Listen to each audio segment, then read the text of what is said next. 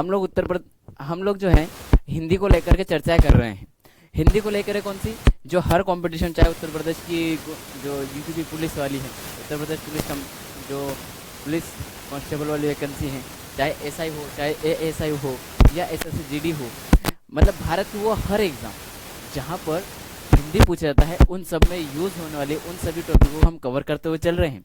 इसमें हमारी जो हिंदी की शुरुआत चली है, हम लोगों ने व्याकरण को जान लिया है, व्याकरण को समझा हमने, व्याकरण को समझ लिया। व्याकरण में हमने क्या क्या समझा, जो उसकी वर्णमाला है उसको जान रहे हैं, वर्णमाला को पढ़ रहे हैं, वर्णमाला को पढ़ रहे हैं हम, वर्णमाला को पढ़ रहे हैं। और वर्णमाला में अभी हमारा कौन सा टॉपिक चल रहा है, वर्णमाला में हमारा स्वर चल रहा है। स्वर के कुछ और बिंदु बचे हैं, उनको कवर करेंगे आज की क्लास में। फिर अगले में जानेंगे हम व्यंजन के बारे में स्टार्ट कर लेंगे, ताकि आपको अच्छे समझ में आ जाएगी हर चीज़। हालांकि मैं व्यंजन को मैं स्टार्ट कर चुका हूँ ऑलरेडी, आपको समझा चुका हूँ, क्या क्या समझा चुका हूँ कि ये स्पर्श व्यंजन होते हैं, ये भी समझा दिया हूँ। तो इतना समय अब लगेगा नहीं आपको। लगभग मैंने आपको स्वर बताए, लगभग मैंने आपको जो स्वर है वो बता दिए हैं, 11 स्वर बताए हैं। इसके बाद मैंने आपको ये भी बताया है कि जो व्यंजन है वो 33 तो ये है। इसके बाद मैंने संयुक्त व्यंजन भी बताया आपको, जैसे ये 52 बताया था, ये 44 बताया था। तो मैं 44 वाली संख्या आपको बता चुका हूँ, 52 वाली संख्या मैं आपको बता चुका हूँ। ठीक, इसका वेरिफिकेशन इसमें एक और होता है, स्वर 13 भी होते हैं कभी कभी। तो 13 कौन से होते हैं वो आपको मैं कैसे बता चुका हूँ कि अयोग वाहक को और जोड़ दीजिए, अयोग वाहक को और जोड़ दीजिए, अयोग वाहक को। तो ये भी आपको किस में आ जाएगा, व्यंजन में तब काउंट होंगे। और ये कब काउंट होंगे, ये आगे समय आने पर मैं आपको बताऊंगा कैसे अयोग वाहक को हम इसमें कवर करते हैं, कैसे हम जानते हैं। ये हम लोगों ने जान लिया था। स्पर्श व्यंजन जो कि 25 होते हैं। अंतस्थ व्यंजन कितने होते हैं, अंतस्थ व्यंजन बताया था मैंने आपको। अंतस्थ व्यंजन कितने होते हैं, ये होते हैं 4 संख्या में, इनकी संख्या 4 होती है। ये क्या होते हैं, उष्म व्यंजन होते हैं। उष्म व्यंजनों की संख्या कितनी होती है मेरे भाई, उष्म व्यंजनों की संख्या कितनी होती है, संख्या भी होती है इनकी, जी हाँ बिल्कुल होती है, इनकी संख्याएं भी 4 होती है, इनकी संख्याएं भी 4 होती है।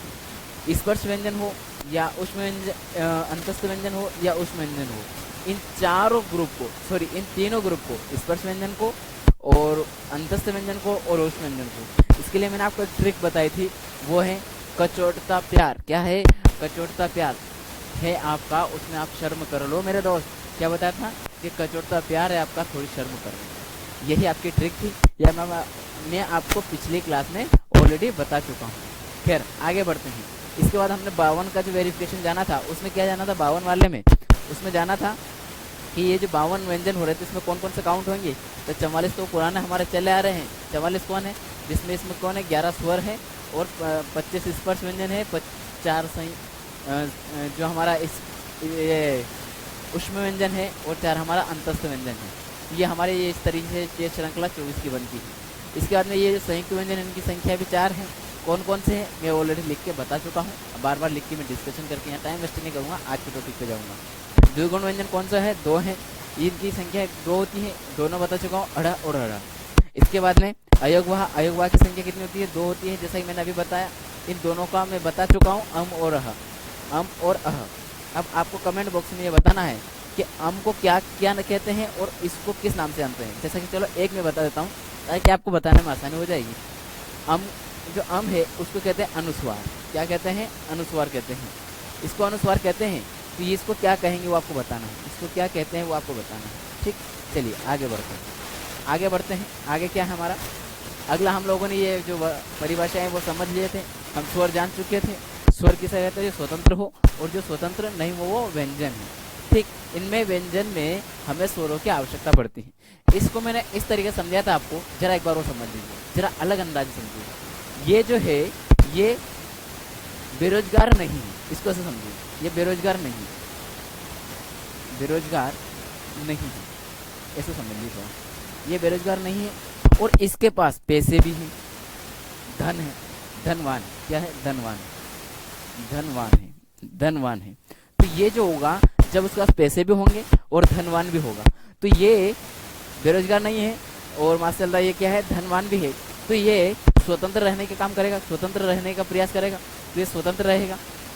और व्यंजन क्या है, व्यंजन को ऐसे समझिए, ये बेरोजगार है,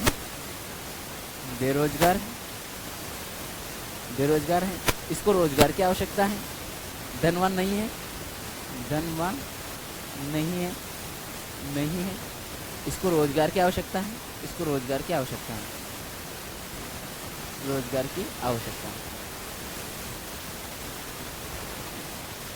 ये तो अपना देसी जुगाड़ में बता रहा हूँ आपको, बस समझने के हिसाब से। ये यहाँ लिखने की आवश्यकता नहीं आपको। नोट आप अपने कॉपी में नोट इसलिए कर सकते हैं कि इस बात को आपके दिमाग में रहेगी कि अच्छा ऐसे भी इसको समझा जा सकता है, ठीक है।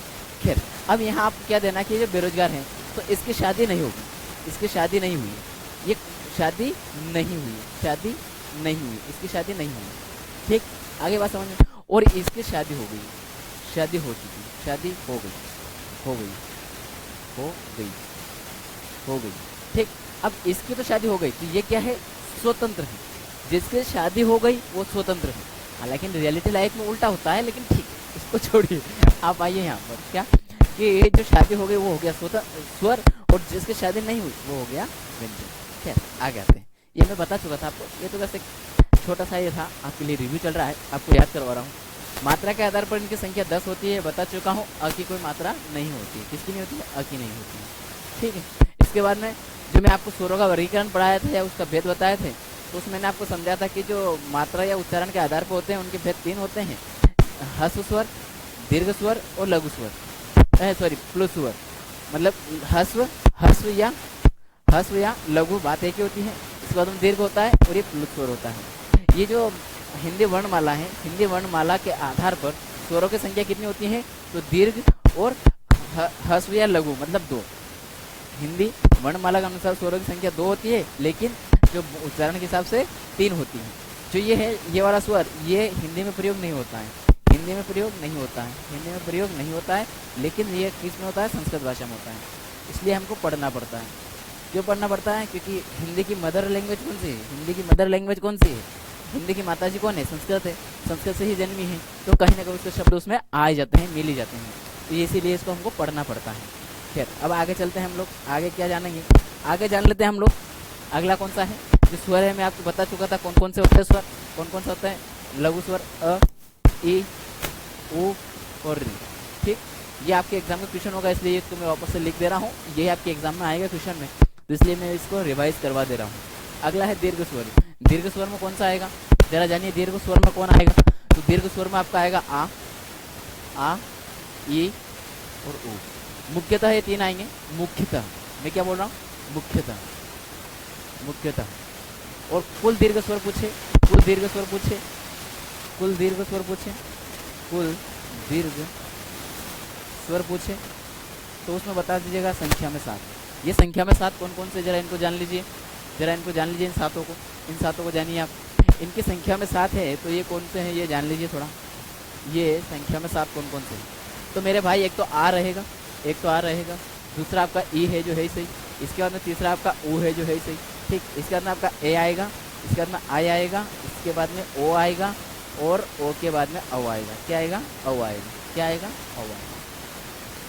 क्या यहाँ तक बात सबको क्लियर है, समझ में आ रही है पूरी बात में क्या बोलना चाह रहा हूँ। ये कुल दीर्घ स्वर पूछेगा तो 7 लगाना है, पॉइंट क्लियर करना, नोटेड पॉइंट। कि मुख्यतः दीर्घ स्वर से पूछे तो कितना है, आ, ई, उ, क्योंकि मुख्यतः इनकी बनावट जो है वो एक जैसी है। इसमें अगर काउंट कर सकते हैं तो री को जोड़ सकते हैं, मैं आपको बताया था, क्योंकि दीर्घ री भी इसका दीर्घ री में ही काउंट होता है। कैसे होता है, क्योंकि ये जो बने हैं आपको बताया था मैंने, अ प्लस अ से मिलकर के आ बना, आ बना, यह मैंने आपको समझाया था। वैसे ही उ, ई बना है, ऊ बना है, ऐसे ही आपका री भी बना है ना, री प्लस री मिलकर के एक बड़े री का निर्माण कर, एक बड़े री का निर्माण करता है, एक बड़े री का निर्माण करता है। ये एक एक्स्ट्रा री लग जाता है इसमें, इसलिए ये भी इसमें काउंट हो जाता है, लेकिन ये बनावट की दृष्टि से। कैसे, बनावट की दृष्टि से या दिखावट की दृष्टि से, इस तरीके से बोलेंगे, सॉरी बनावट की दृष्टि से बोले तो आप संख्या में 4 बता दीजिएगा, बनावट में बोले तो इसकी संख्या 4 बोल दीजिए। चलो लिख ही देता हूँ, बनावट की दृष्टि से, बनावट की दृष्टि से दीर्घ स्वर, दीर्घ स्वर कितने होते हैं, कितने होते हैं, 4 होते हैं। मैं आपको इन चारों की संख्या बता चुका हूँ, 3 तो ये रहेगा और 1 ही रहेगा, ठीक। आगे समझ में, चलिए आगे चलते हैं।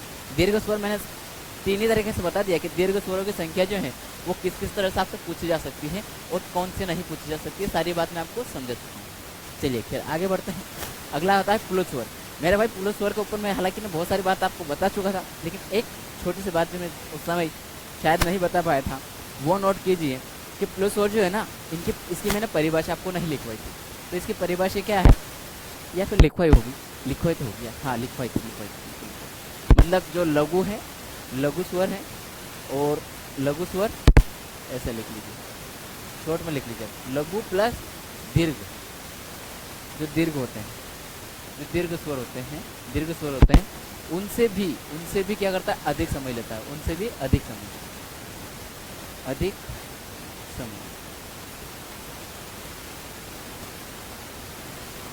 समय, अधिक का तो निशान लगा दिया ना, अधिक समय, ये निशान बना दिया ना अधिक, मतलब इनसे भी अधिक समय लेता है, तो वो होगा पुलुस स्वर। ठीक, जैसे ओम है, ओम, उसके बाद में राम, ओ इधर आओ। तो ये जो हम बातें यूज़ करते हैं वो सारे पुलुस स्वर में आती है, और इसकी आकृति मेनली हमारे सामने जो आएगी वो आएगी आकृति। इसकी आकृति कैसी, इसकी पहचान क्या है, तो इनकी पहचान है, इसकी पहचान है ये। ठीक, इसके डर जैसे देख रहे हैं, लेकिन ये डंडा सीधा रहना चाहिए, ये वाला डंडा सीधा रहना चाहिए। ठीक, एक और बात, इसकी संख्या कितनी है, इसकी संख्या कितनी है ये हमसे पूछा जा सकता है। तो मेरे भाई इसकी कोई संख्या निर्धारित नहीं है, कोई निर्धारित नहीं, कोई निर्धारित नहीं, कोई निर्धारित नहीं, निर्धारित नहीं।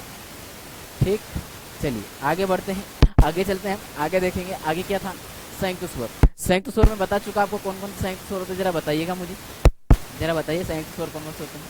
इसकी डेफिनेशन वो है, ऐसे स्वर जो भिन्न भिन्न स्वरों की मेल से, भिन्न भिन्न स्वरों के मेल से अथवा योग से बने हो, उनको संयुक्त स्वर कहते हैं।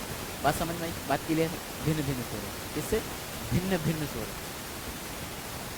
भिन्न भिन्न स्वरों के मेल से, यहाँ तक ही बात सबको क्लियर है, यहाँ तक ही बात सबको क्लियर होगी, है ना।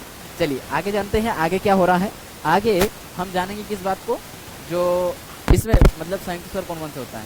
तो ए है, आई है, ओ है, और औ है। क्या ये सारी बातें मैं आपको समझा चुका था पहले, समझा चुका था। ये स्पीड से इसलिए चल रहा है कि यहाँ मैं पहले आपको करवा चुका हूँ, वो सारी चीज़ें मैं करवा चुका हूँ, इसलिए इस स्पीड से चल रहा हूँ। खैर आगे बढ़ते हैं, आगे कौन सा आ रहा है, आगे आ रहा है स्वर्ण, स्वर्ण स्वर। कौन कौन से होते हैं स्वर्ण स्वर, तो मैं आपको बता चुका था, इसमें अ और आ, ये भी बता चुका था। अब आगे बढ़ूंगा, यहाँ ज़्यादा टाइम दूंगा, अ प्लस आ। ठीक, इसके बाद मैं एक और आपको बता चुका था, कौन सा बता चुका था, सवर्ण स्वर। ये भी आपको मैं बता चुका था, इसमें ए और आई नहीं आएगा, ए और आई नहीं आएगा, ये दिमाग में बिठाने की बात थी। बताया था ए आई ओ औ, ये नहीं आएगा। सवर्ण का मतलब कौन से, जो एक ही वर्ण से बने हो, खुद के मतलब एक जैसे वर्णों के मेल से बनाओ। जैसे ये तो उच्चारण के हिसाब से बन गया दोनों एक साथ, लेकिन ये जो है इनके जो बने हैं, जैसे कि एक ही वर्ण से कौन कौन बना है, ई बना है, ई है और ये ई है, एक ही है दोनों। इसका ऊ है और ये ऊ है। तो मेरे भाई ये एक जैसे दिखाई दे रहे हैं ना आपको, इसलिए ये यहाँ काउंट होगा। समझ गए थे, ये बात मैं आपको बताना चाह रहा था मेनली। अच्छा, क्या यहाँ पर ए और आई आएगा, जरा बताइए मुझे, ए आई और ओ आएगा क्या, ओ आएगा क्या, ओ और औ ये आएंगे क्या मेरे दोस्त, ये नहीं आएंगे। मैं फिर से आपको उस पिछली क्लास में बताया था और आज फिर बता रहा हूँ कि ये नहीं आएंगे। ये कहाँ आएंगे, ये यहाँ आएंगे। कहाँ नहीं आएंगे ये बता देंगे, कौन से नहीं आएंगे, ए अभी बताया है, ए आई ओ और औ, ये दोनों ये जो चीज़ें हैं ये नहीं आएगी। ठीक, आगे चलते हैं। आज की जो मेनली क्लास हम शुरुआत करने जा रहे हैं मेरे दोस्त, आज की क्लास की शुरुआत करते हैं, आगाज़ करते हैं इस टॉपिक से। हम अभी तक क्या पढ़ रहे थे, जो प्रीवियस में हमने जो पिछली क्लास में जानी है उसको हम एक ब्रीफली रिवीजन कर रहे थे, उसको समझा रहा था मैं आपको कि कैसे हमें याद रखना है ब्रीफली, इस तरीके से हमें पढ़ते हुए चलना। अब हम जानेंगे कौन से टॉपिक को, आज वो जानेंगे ओष्ठ या होठ की स्थिति के आधार पर स्वरों के भेद। जानेंगे भेद ही, लेकिन किस आधार पर, जो हमारे होठ होते हैं ना, होठ, उनकी स्थिति के आधार पर जानेंगे कि ये इसके आधार पे होठ के जो स्वर हैं वो कितने भेद हैं ओष्ठ के आधार पर। तो इनकी संख्या कितनी है, क्या सर इनकी कोई संख्या होती है? जी हाँ, इनकी संख्या निर्धारित है। कितनी संख्या है इनकी? इनकी संख्या निर्धारित है। पूर्व संख्या कितनी है? इनकी संख्या है 2। कितनी है? 2। Point noted. अभी तक मैंने आपको जितने भी भेद बताए उन सब में ये भी पॉइंट नोट में आएगा। अच्छा आप बताइए स्वरों के भेद में किस किस तरीके से भेद बताए थे मैंने। मात्रा का दर बताया 10 होते हैं। जनरली कितने होते हैं? 11 होते हैं। अंतस्थ स्वर के साथ कितने होते हैं? अंतस्थ स्वर को अगर सॉरी अयोग वाह को मिला लिया जाए तो कितने हो जाएंगे? 13 हो जाएंगे। अब होठ के आधार पर जान रहे हैं तो होठ के आधार पर कौन से होंगे वो जानेंगे। 2 होते हैं। कौन कौन से होते हैं मैं बताऊंगा आपको, जरा रुकिए। उससे पहले एक और बात बतूँ, आपको बताना है। आपको क्या बताना है कि मेरे भाई आपका बनावट की दृष्टि से कितने हैं वो बताया मैंने आपको। लघु है, दीर्घ है, प्लुत है, ये सारी बातें मैं आपको बता दूँ। तो इसलिए उनके सबके भेद याद रखना। एक एक पॉइंट को मैं बार बार रिवाइज इसलिए करवा रहा हूँ कि आपके एग्जाम में यहाँ से क्वेश्चन 100% बैठे।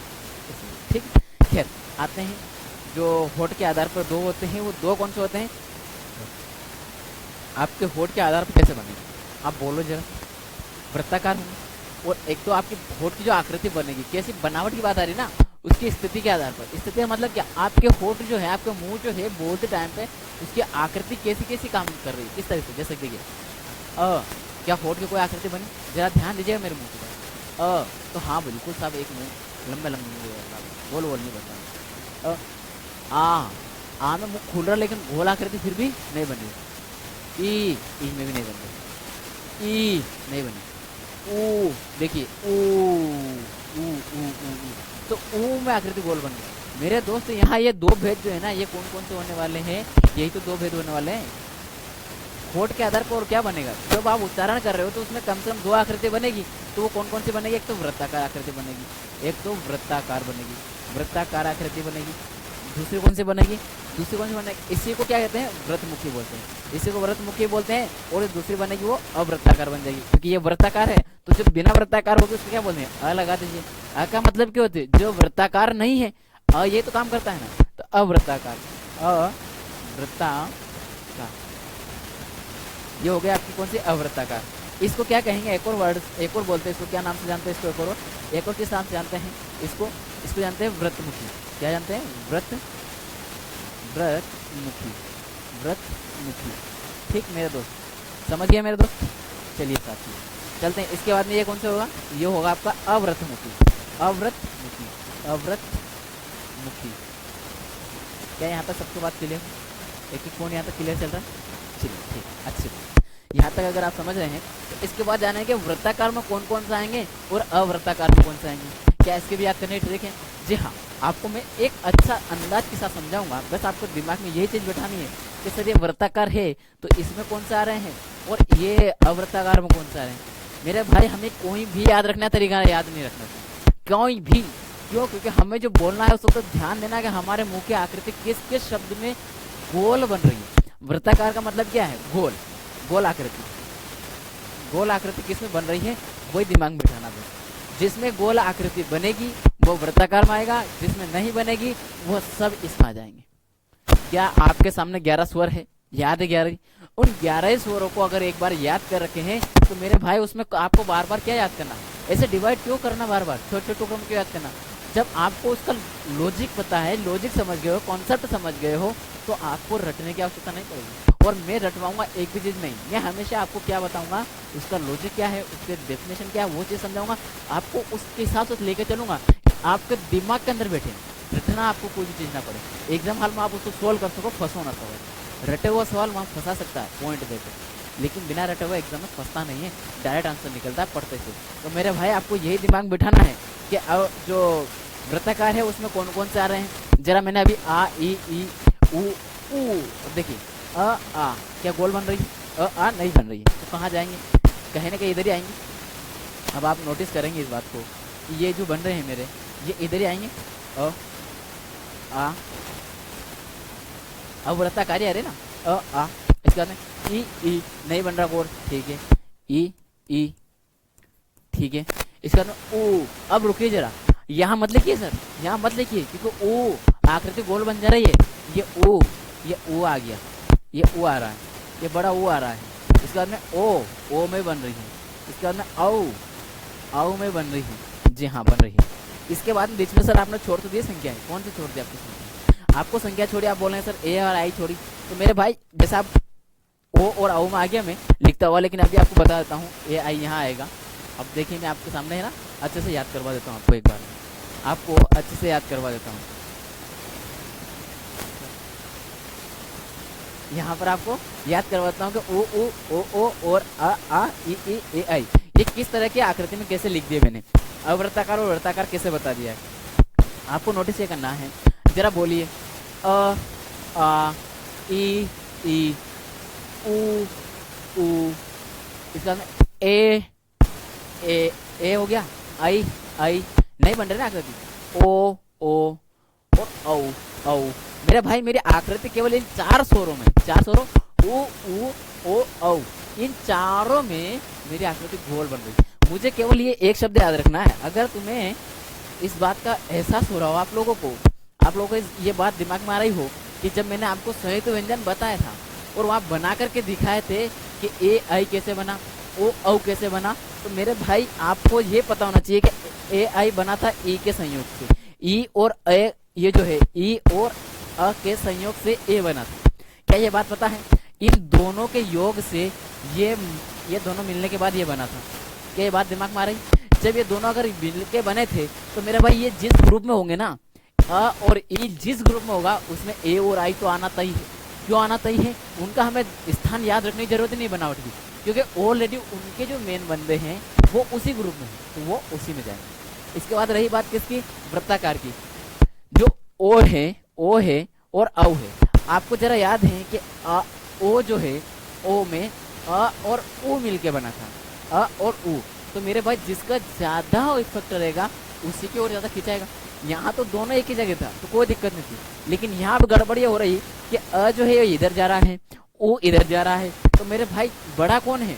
उ है और अ छोटा है। तो जब उ बड़ा रहेगा तो बड़े को पहली प्रायोरिटी दी जाती है ना, प्राथमिकता किसको दी जाती है? बड़े को दी जाती है, बड़े की वैल्यू की जाती है, बड़े की बात को मानी जाती है।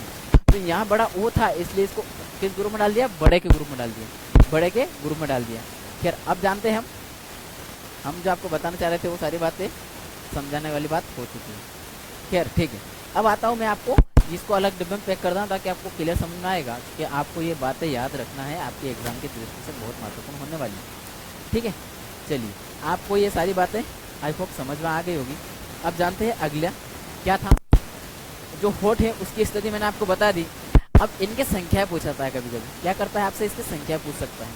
इसकी संख्या पूछे अगर तो आपको बताना देना है, संख्या में आपको डरना नहीं है, आपको डरना नहीं है मेरे भाई। संख्या में क्या बताना है, डरने की आवश्यकता नहीं है। जो वृत्ताकार की उनकी संख्या कितनी है? 1 2 3 4। कितनी संख्या है? 4। क्या रटने की आवश्यकता है? अगर ये याद है तो आपको आराम से संख्या निकाल सकते हो ना मेरे भाई। इनको समझ लो बस, एक बार इनको समझ गए ना, ये संख्या आपको रटनी नहीं पड़ेगी। इसके बाद क्या, इसकी संख्या अगर आपसे पूछता है संख्या नहीं बता सकते आप, इसकी संख्या नहीं बता सकते हो, 2 2 4 2 6। अब कहाँ की आपको रटने की आवश्यकता है? कहाँ से रटने की आवश्यकता है? कोई भी चीज रटने की जरूरत नहीं है। एक एक चीज मैं आपको इस तरीके से एक्सप्लेन कर रहा हूँ कि आपकी खोपड़ी में बैठे। खोपड़ी में बैठाने के लिए मैं आपको लाइन लिख नहीं रहा हूँ, आपको डायग्राम फॉर्म में रहा हूँ, ताकि आपकी खोपड़ी के अंदर ये डायग्राम फिट होगा। आप कभी नहीं भूलेंगे कि मैंने किस तरीके से आपको याद करना। आपको पता ही नहीं चलेगा कि मैं आपको एक एक चीज याद करवाऊंगा, लेकिन आपको कब पता चलेगा? जब एग्जाम हॉल में बैठे। लेकिन उसके लिए आपको एक काम करना पड़ेगा, हमारे साथ निरंतर जुड़े रहना होगा। खैर चलते हैं, आगे आते हैं। अगले आता है मुख के खुलने के आधार पर स्वरों के भेद। किसके? मुख जो है आपका, उसके खुलने के आधार पर स्वरों के भेद पूछा है। जो मुख है उसके खुलने से, जैसे कि आ ई। तो मेरा मुंह जिस आकार से बन रहा है, जो खुल रहा है, जितना मैं खोल रहा हूँ, जितनी हवा निकल रही है, उसके आधार पर मुझे क्या करना है? स्वरों के भेद करना है, अलग अलग डिवाइड करना है। क्यों करना है? क्योंकि इनको भी तो हमें पढ़ना पड़ता है, हमारी परीक्षा में पूछते हैं, इसलिए करना पड़ रहा है। तो मेरे भाई इनके स्वरों की संख्या है, ये कितनी है कुल? ये जो है इनकी संख्या जान लीजिए आप, इनकी संख्या कितनी है? 4। इनके कितने भेद हैं? 4 है। क्या सर इसकी संख्या हमें चारों याद होना चाहिए? जी हाँ, हमें याद होना चाहिए। क्या होना चाहिए? 1 2 3 और ये 4। आप बोल रहे हैं सर हर चीज को डायग्राम फॉर्मेट में याद रखना है क्या? जी हाँ बिल्कुल, पूरे हिंदी को हम है ना फ्लो चार्ट में कवर करने वाले हैं। इसमें फ्लो चार्ट से क्यों करेंगे? क्योंकि हमारे एग्जाम में इसी तरह से क्वेश्चन पूछेगा, तो हमारा कुल मिला के ऐसे कोई लिखना नहीं है ना आपको तो विकल्प लगाना है। उसको इस तरीके से याद करके जाएंगे तो एक एक विकल्प आंसर आप लगा पाएंगे। देखिए कुछ नहीं करना आपको, सबसे पहले तो याद रखना विवर्त, विव्रत। इसका भी याद करने का मैं तरीका बताऊंगा कैसे याद रखेंगे, पहले लिख लीजिए विवर्त, इसका बाद अर्ध विवर्त, अर्ध विवर्त, विवर्त, इसके बाद समृद्ध। कौन सा आएगा? समृद्ध, समृद्ध। ठीक, देखिए आपको यहाँ क्या मिला? विव्रत मिला, अर्ध विव्रत मिला, अर्ध विव्रत मिला, उसके बाद समृद्ध मिला। तो अगला कौन सा आएगा? आप बोले अर्ध, नहीं, असम्मत। क्या आएगा? असम्मत। तो अ वो लगा दिया, असम्मत, समृद्ध, असमृद्ध। समृद्ध मतलब असमृद्ध में जो है उसमें जानेंगे इसको कैसे याद रखना है। अब इसका जुगाड़ जमाते हैं, कैसे कैसे याद करने का जुगाड़ बनाते हैं, है ना। इनको डिब्बे में पैक करके इनको समझ लेते हैं अच्छे से, ताकि एक एक चीज़ हमारे क्या हो, दिमाग के अंदर बैठ जाए। जितना यहाँ टेक्नोलॉजी है उसका उपयोग करते हुए हम क्या करेंगे, उसको अलग अलग कलर में डिवाइड कर देंगे, ताकि आपके सबके हमारे सुविधा के अनुसार आसान हो जाएगा, है ना। चलिए चलिए, ठीक है।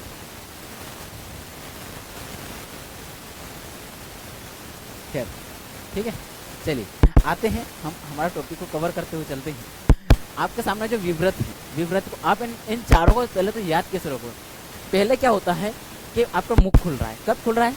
आपका मुख तब खुलता है जब आपकी विवाह की बात चलती है। तो विवाह की बात चलेगी तो विव्रत आएगा, विवाह की बात चलेगी, ध्यान दीजिएगा, बात चली है, विवाह हुआ नहीं है। विवाह जब बात चलती है तो विव्रत होता है, और जब विवाह की थोड़ी थोड़ी और बात प्रोसेस में आती है और सगाई होती है।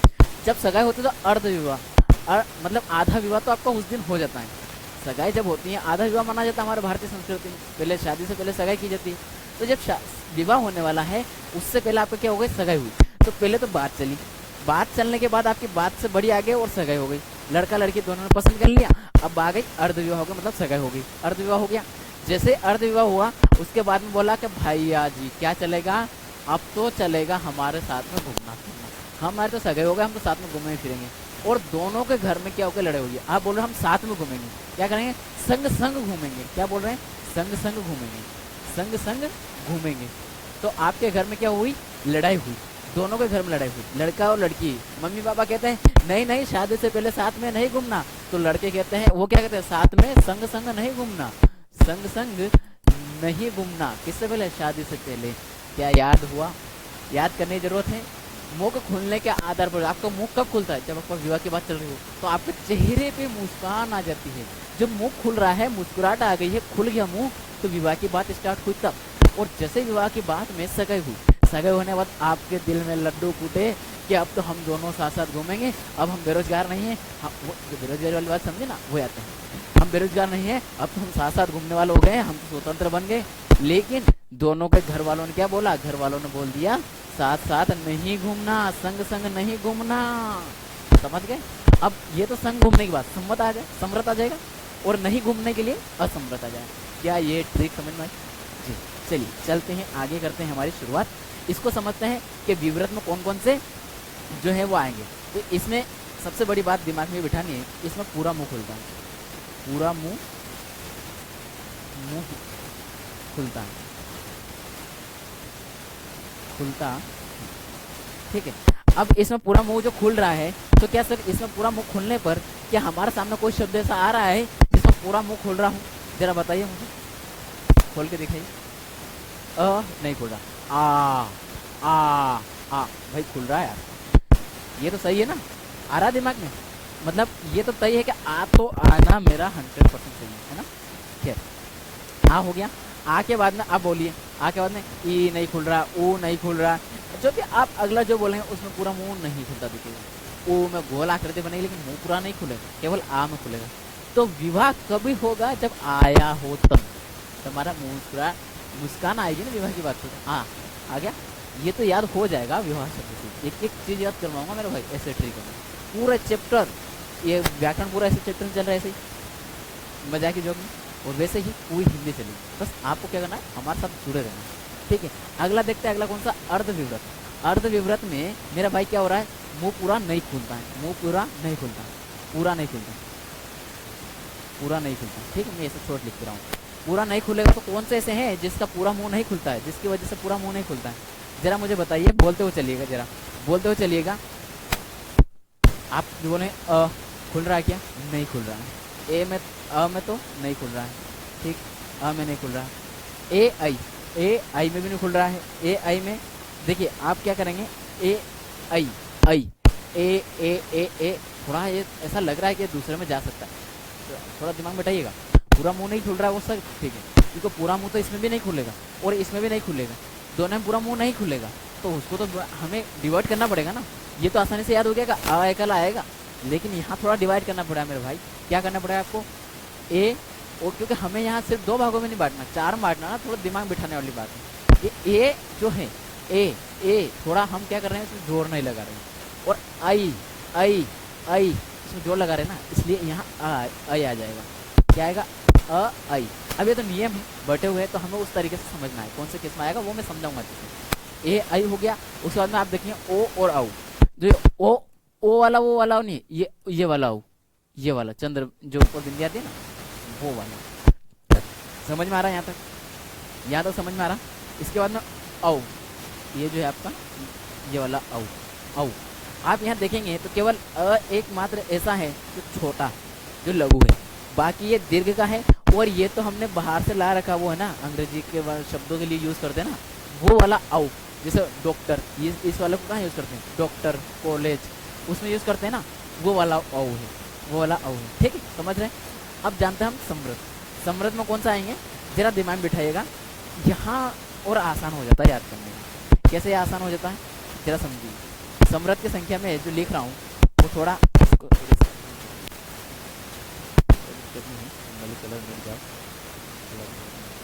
खैर, तो हम क्या करते हैं, यहाँ पर देखते हैं समृद्ध की संख्या। समृद्ध जो है उनको जानते हैं, कौन कौन से समृद्ध वाले हैं। इनकी संख्या 4 है, ये बैठा लीजिए दिमाग में। इनकी संख्या 4 है, कैसे है, कौन कौन सी है? छोटा ही है, बड़ा ही है, ये अच्छा है। समृद्ध में बहुत अच्छा है, क्योंकि आप क्या बोल रहे हो, साथ साथ में घूम रहे हो, तो ई उ करेंगे, क्या करेंगे, साथ साथ घूम के ई उ करेंगे। क्या करेंगे? ई उ करेंगे, मतलब यहाँ घूमेंगे वहाँ घूमेंगे, ई उ करेंगे, तो समझिए ना, ई उ।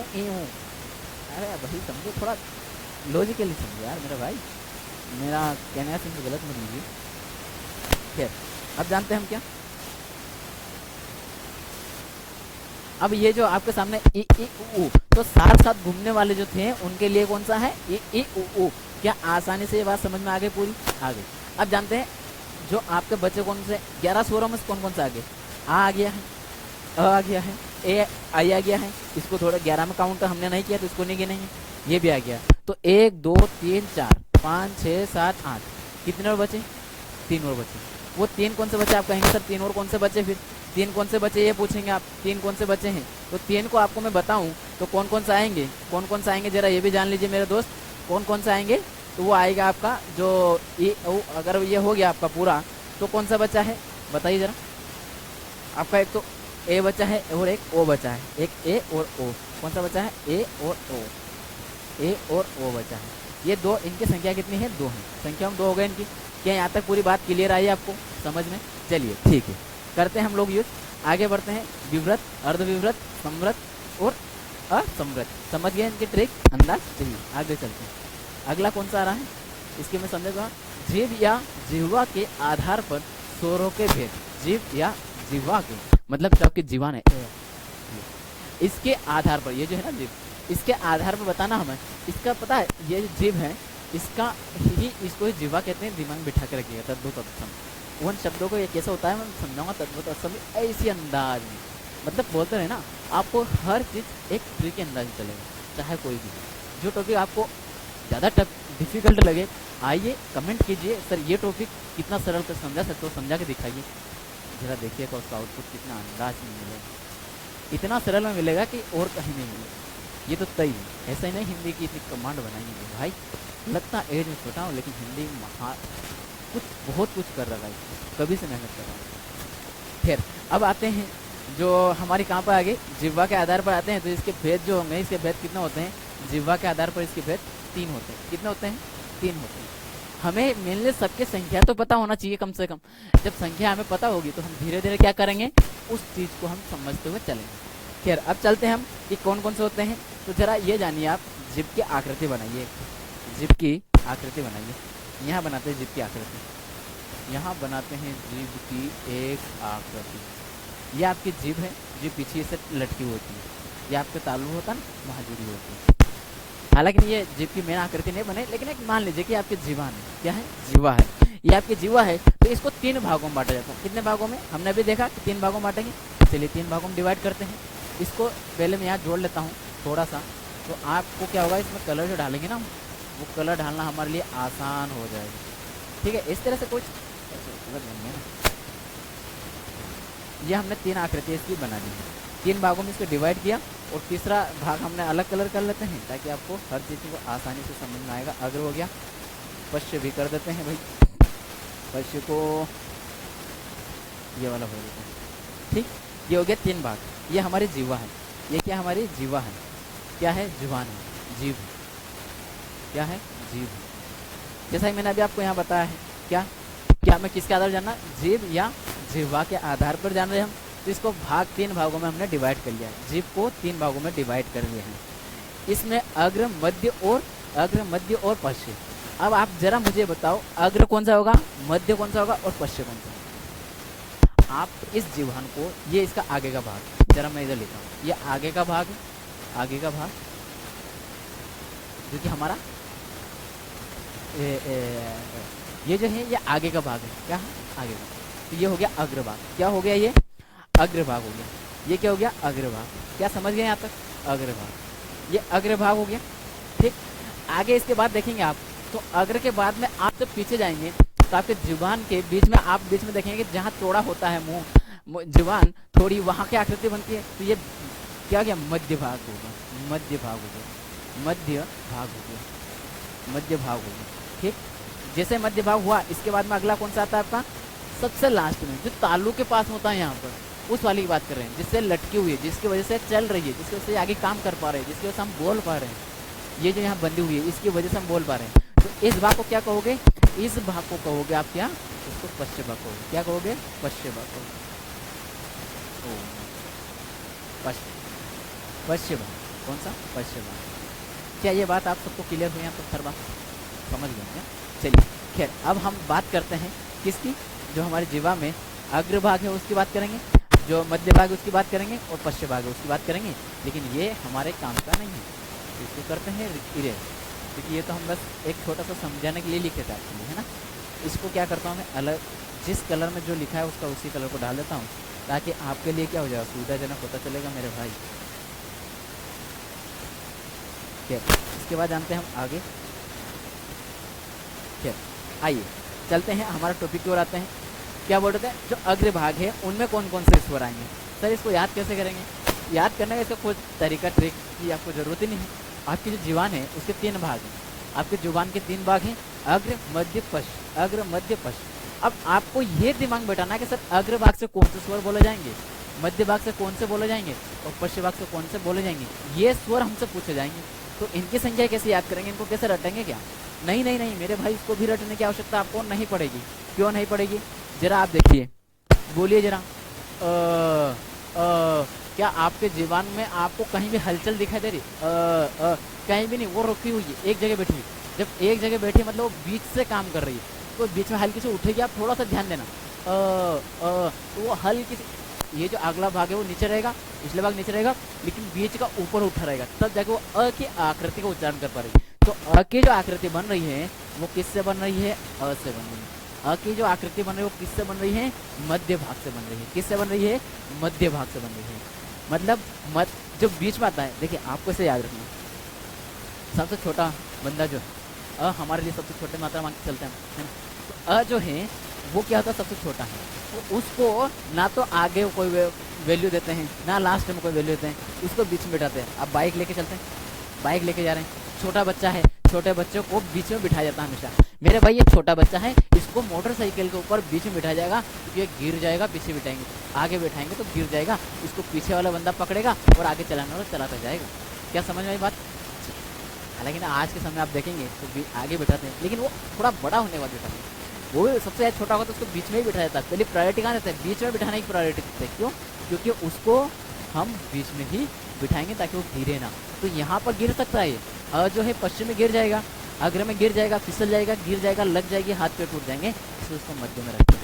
क्या बात क्लियर है? ओके, चलिए अब हम एक क्या कर लेते हैं, इसको आसान बनाने के लिए और क्या समझेंगे, जो अग्रभाग है, अगर हम पहले जैसे हमने मध्य को डिवाइड कर लिया, अगर इसी तरीके से हम क्या कर लेते हैं, अग्रभाग को पहले समझ लेते हैं, तो उससे हमारे सामने क्लियरिटी बन जाएगी। जो बच्चा कुचा है वो पश्चिम में डाल देंगे, फिर ज़्यादा हमें याद नहीं करना पड़ेगा ना, हमें तो 11 स्वर याद है, उन 11 स्वरों को तो उपयोग करना है ना। तो मेरे भाई 11 में से एक तो चला गया, 10 स्वर बचे ना। अभी कम करते हैं, कैसे कम करते हैं, ये ई है, ये बड़ा ई है, ये ए है और ये आई है।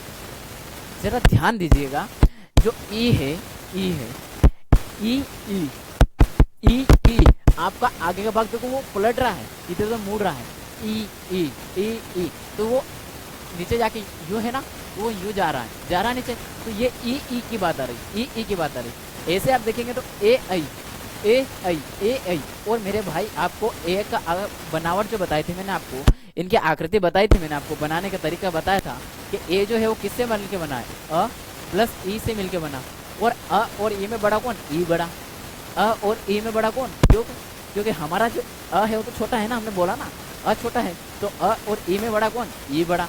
जब ई बड़ा है तो ई कहाँ जा रहा है, ई कहाँ जा रहा है, ई जा रहा है अग्रभाग में, ई जा रहा है अग्रभाग में। तो मेरे भाई ए और आई भी कहाँ जाएगा, अग्रभाग में। क्यों जाएगा, क्योंकि इससे ही इसकी उत्पत्ति हुई, और ई से ही उत्पत्ति किसकी हुई है, ए और आई की हुई है। इसकी वजह से ये मात्रा हम कन्वर्ट हो रहे हैं। तो ये दिमाग में बैठा बात, कैसे बैठाई, हमें केवल यहाँ एक याद रखना है, ई, क्योंकि एक तो उसके भाई है, ई और ई, ये तो एक ही है ना दोनों।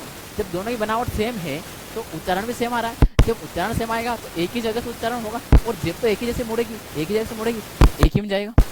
क्या यहाँ तक क्लियर है? होगा इतना आसान से और क्या बताऊँ मैं, बहुत ही और भी आसान। अगर फिर भी नहीं आएगा समझ में तो बताइएगा, और आसान करने का प्रयास करूँगा, ठीक है। चलिए अब आगे देखते हैं हम, आगे कौन सा है हमारा, आगे हमारे सामने है टॉपिक कौन सा, पश्चिम। कौन सा है हमारा, पश्चिम भाग। कौन सा भाग है, पश्चिम भाग है। जरा पश्चिम भाग की अगर बात करें तो आपके सामने कौन आ चुका, 11 में से अ आ गया है, ई आ गया है, ई आ गया, आई आ गया, ए आ गया और आई आ गया। कौन सा बचा है, एक तो आपका पश्चिम में कौन कौन से बचे जरा समझ लीजिए। आ बचा है, आ बचा है, जी बचा है। क्या ई बचा है, नहीं बचा है। क्या ई बचा है, नहीं, ई नहीं बचा है। इसके बाद में ई उ उ, क्या उ यहाँ लिखा है, नहीं लिखा, लिखो उ उ। इसको भी कैसे याद रखोगे आप, जो थोड़ा जोर लगाओगे ना आपको याद हो जाएगा। नीचे से उच्चारण कर, ऊ कितना, यहाँ देखो ऊ, यहाँ जोर लग रहा है, यहाँ। तो जब यहाँ जोर लग रहा मतलब पश्चिम भाग है ना, मतलब जगह का, तो यही तो जोर लग रहा है, आ ऊ लग रहा है ना जोर। तो मेरे भाई जब यहाँ जोर लग रहा तो ये यही जाएगा। अब आप देखेंगे आ गया, ई आ गया, ई आ गया, ए आ गया, आई आ गया, बचा कौन, अब ओ और औ, ओ और औ, ओ और औ। क्या आपको इसमें ओ और औ को भी याद करने की आवश्यकता है? जब मैं आपको बता रहा हूँ कि ये जो है ए और आई, ई के उच्चारण से ही, ई की उत्पत्ति, ई की वजह से आए हैं, इनका जो बनावट बनी है, ये जो बने हैं, ये ई और अ के मेल से बने हैं। वैसे ही ऊ के मेल से ओ बना है, ऊ के मेल से ही औ बना है। तो जब ये यहाँ बैठा है मेरा भाई, तो ये कहीं और थोड़ी जा सकता, ये यही रहेगा, तो जीवा क्या था।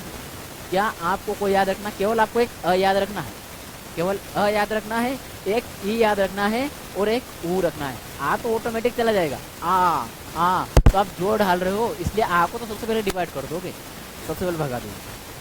क्या यहाँ तक क्लियर हर बात? क्या मेरे भाई यहाँ तक हर बात समझ में आई? कोई डाउट किसी को जरा बताइए कमेंट बॉक्स में। चलिए चलते हैं, जीवा के आधार पर भी हो गया है। अब हमें किसके आधार पर पढ़ना है, अब हमें पढ़ना है नाक और स्वर से हवा, अच्छा सॉरी, नाक और मुख से हवा निकलने के आधार पर स्वर। ओ हो, ये तो और मासाल, क्या कहें, और आसान।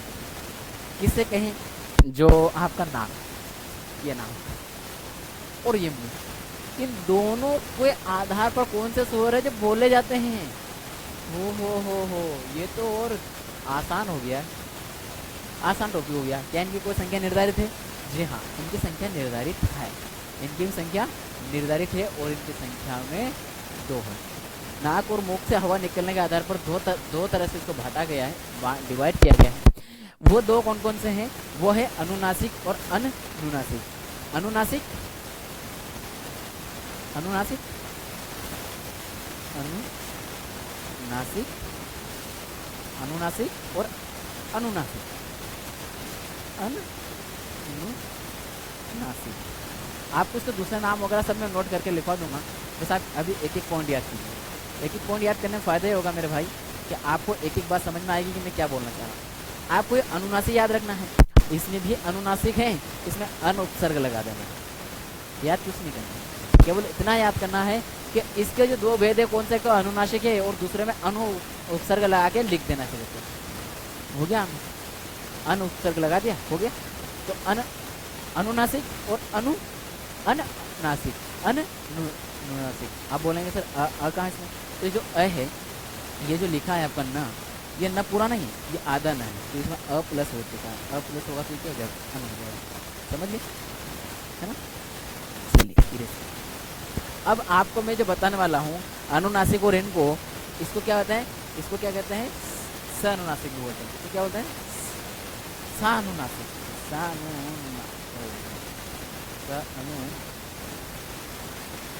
अनुनासिक भी बोलते हैं, सा अनुनासिक भी कहते हैं इसको, इसको अनुनासिक को। और इसको निर अनुनासिक बोलते हैं। क्या बोलते हैं? निर अनु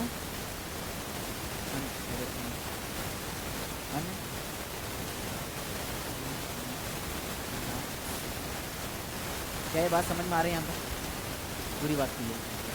एक एक शब्द मैंने पूरा लिख दिया आपके सामने, बोर्ड पे लिखा हुआ है, आप लिखते हुए चलिए, नोट करते हुए चलिए, समझते हुए चलिएगा। जैसे जैसे आप समझते हुए बढ़ेंगे आगे तो आपको हर बात समझ में आएगी कि क्या हो रहा है ना, क्या नहीं हो रहा है। अब आप कहेंगे कि इसमें जो अनुनासिक में कौन से स्वर आएंगे और अनुनासिक में कौन से आएंगे, जरा मेरे भाई आपको दिमाग में अब बस इतना बिठा लेना है, ये वे स्वर होंगे, ये वे स्वर होंगे जो मुंह और नाक दोनों से बोला जाए। कौन सा स्वर होगा इसके अंदर? जो मुंह और नाक दोनों से एक साथ बोला जा रहा है। नाक पे भी जोर जा रहा है और आप पे भी जा रहा है, मुंह पे भी जा रहा है। वो कौन सा है मेरे भाई? वो स्वर कौन सा? जो अंग्रेजी की शब्दों को देवनागरी में लिखा गया, डॉक्टर, कॉलेज, इनमें आप देखेंगे तो आपको पता चलेगा, इनमें आप देखेंगे तो आपको पता ये चलेगा कि आप जब इन चीज़ों को समझेंगे, किसको? नाक और मुख के आधार पर। नाक और मुख के आधार पर आप समझ रहे हो तो क्या समझ पा रहे हो आप कि जब ये अनुनासिक 2 भागों में बांटा, अनुनासिक और अनुनासिक, तो ये जो 2 भागों में हमने डिवाइड किया है अनुनासिक में हमारी क्या आकृति बनती है?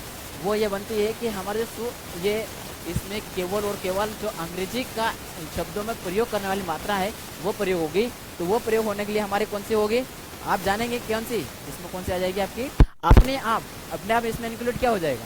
केवल औ ओ ओ ओ ओ ओ कॉलेज, डॉक्टर, ये इन शब्दों में हम जो यूज करते हैं ना, वही वाली मात्रा कहाँ आएगी? अनुनासिक में आएगी। बाकी आप देखें सर तो फिर अनुनासिक कौन सा होता है या निरानुनासिक, ये कैसे आप डिवाइड कर रहे हो, किस तरीके से आप इसको बांट रहे हो, ये जरा हमें बता दीजिए। जो मौखिक रूप से भी हो, इसको मौखिक भी कहते हैं, इसको मौखिक भी कहते हैं। क्या कहते हैं? मौखिक भी कहते हैं। आप जरा ध्यान दीजिएगा, यहाँ पर आप जरा ध्यान दीजिएगा।